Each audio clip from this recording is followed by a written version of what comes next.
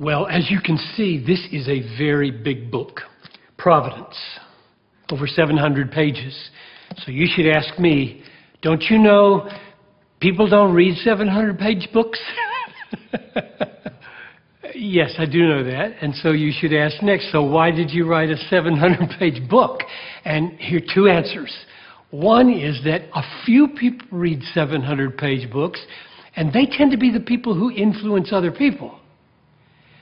And the second reason is, even though somebody may not choose to read through this cover to cover, they will be a lover of the Bible, a lover of the sovereign rule of God over all things, and they would love to have a big fat book on their shelf that's got a really good index and a really good table of contents so that they can go to it anytime they want and find help regarding a particular text. So it becomes a resource kind of book, not just a book that you'd read from cover to cover.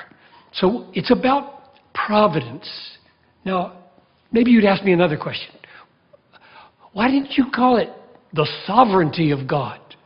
I mean, didn't we hear you say for years you wanted to write a book called Sightings of the Sovereignty of God? That's the title I was working with for 20 years for this book. So why didn't you write that? I did write that.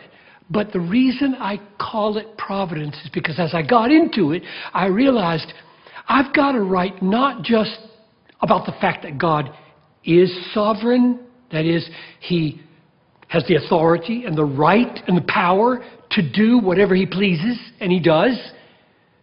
But you have to deal with, well, why does He do what He does? Where is it all going?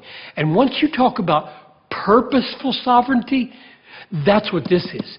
This is about the sovereignty of God and where it's all going.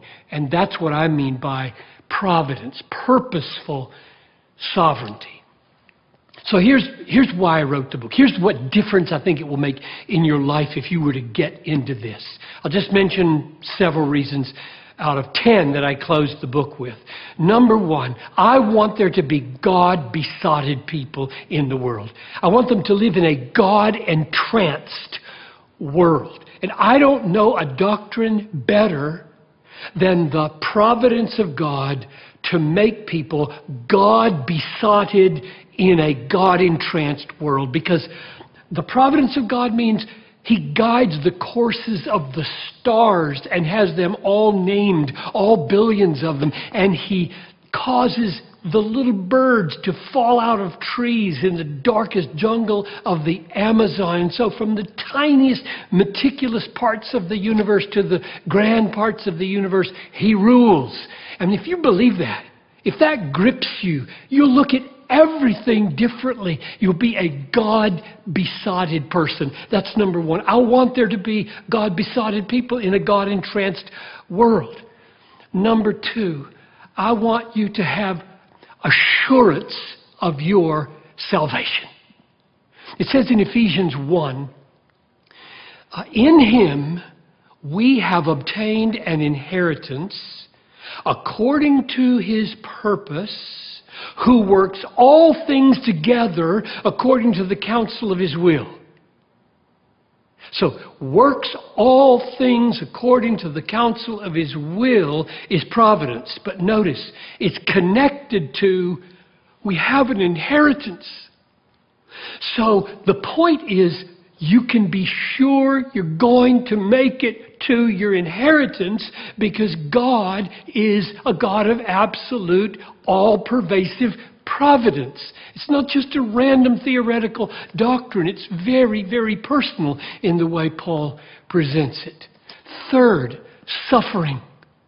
In my life, in my teaching, in my experience, no doctrine comes close to providing the stability underneath your feet when the worst things happen to you. Nothing is better than to know you meant it for evil, Satan. God meant it for good. I mean, Genesis 50 verse 20 is like a banner flying over every bad thing that happens to Christians. You meant it for evil. And the you might be persecutors, that you might be your own sinfulness, that you might be the devil. It's true. They meant it for evil. God, in His providence, meant it for good. Therefore, there's a rock under your feet. You never have to say, where was God when this happened? And the last thing I would say is courage and authority to pursue the nations. Remember what Jesus said? All authority in heaven and on earth has been given to me. Go make disciples.